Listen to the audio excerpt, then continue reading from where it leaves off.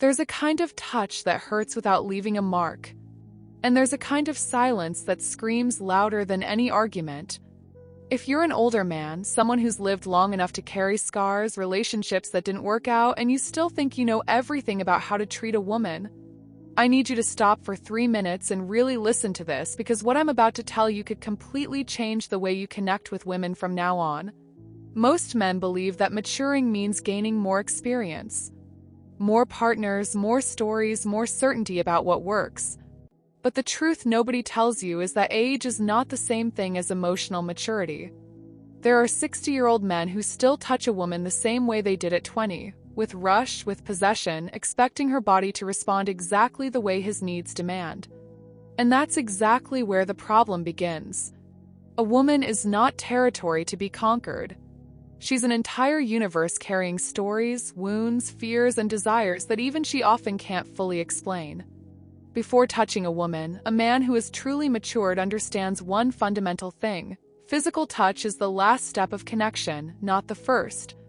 And that's exactly what separates a man who knows how to love from a man who simply knows how to repeat patterns. Let me explain what happens in a woman's mind before she truly allows someone to get close to her. Unlike what many people think, female arousal doesn't start in the body. It starts in the mind. Research in behavioral psychology shows that a woman's sexual and emotional response is strongly shaped by how safe she feels within that bond. If she doesn't feel heard, if she doesn't feel respected, if she doesn't feel safe enough to be herself without judgment, her body simply won't relax. And a man who ignores this and focuses only on physical closeness is, in fact, building distance even while standing right next to her. This explains why so many older men, even with good intentions, end up pushing incredible women away. They confuse attention with invasion. They confuse interest with insistence. And worse, they often believe they're being gentle, when in reality they're ignoring clear signals she's been giving the whole time, through her eyes, her tone of voice, the way her body opens or closes. Now pay close attention, because this is where most men get it wrong. A woman who has been emotionally hurt in the past, whether by an absent father, a controlling ex-partner, or experiences of rejection, develops protective mechanisms that even she often can't name. She might seem cold, distant, or even provocative, but behind that there's a silent question she asks every man who gets close. Is this one also going to use me and then leave?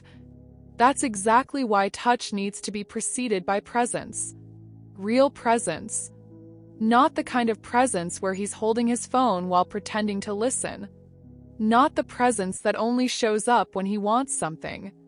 I'm talking about the presence that listens to what she didn't say, that notices when she's tired even while smiling, that understands her silence can mean 1,000 different things, and that it's worth asking instead of assuming.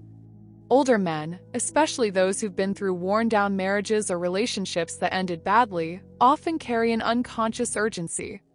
An urgency to make up for lost time, to prove to themselves they're still desirable, to fill an emotional void through someone else's body. And as human as that is, it's unfair to the woman on the other side, because she's not responsible for healing his wounds. She has her own to carry too. Here's an uncomfortable but necessary truth. Many men touch a woman thinking about receiving, not about understanding. And touch that comes from emotional neediness is always recognized by a woman's body, even if her conscious mind hasn't processed it yet. That's why so many women describe feeling something off in certain encounters, even when they can't quite explain what it was. Her body noticed before her mind did. That touch didn't come from connection, it came from need. So what really separates a mature man from a man who is simply older? The ability to slow down. The ability to build trust before seeking intimacy. That means having real conversations, asking about her dreams, about what hurt her, about what makes her feel safe. It means respecting her when she says no, without getting offended, without pushing, without turning on the charm to change her mind. 'Cause every time a man respects a woman's boundary, he is, without realizing it, rebuilding the trust that so many others destroyed. There's also a point few people talk about. Respectful touch begins long before the hands do. Begins in the way you speak to her in front of others. Begins in how you react when she makes a mistake or disagrees with you. A man who yells, who mocks, who belittles her opinion in a conversation has already lost the right to touch her with any real meaning, even if she physically allows it. 'Cause the body can give in, but the soul remembers every disrespect. And maybe the most important lesson of all is this: a woman doesn't need a perfect man. She needs a present, honest man who's willing to grow. She forgives a lot when she feels truly seen. But she never forgets when she realizes she was just another goal to be reached. If you're an older man reading or listening to this right now, maybe you're already thinking of someone specific. A wife, a girlfriend, someone you let slip away because you didn't understand this in time. Or maybe you have a chance right now with someone new in your life to do it differently. To ask before acting. To listen before touching. To build trust before seeking pleasure.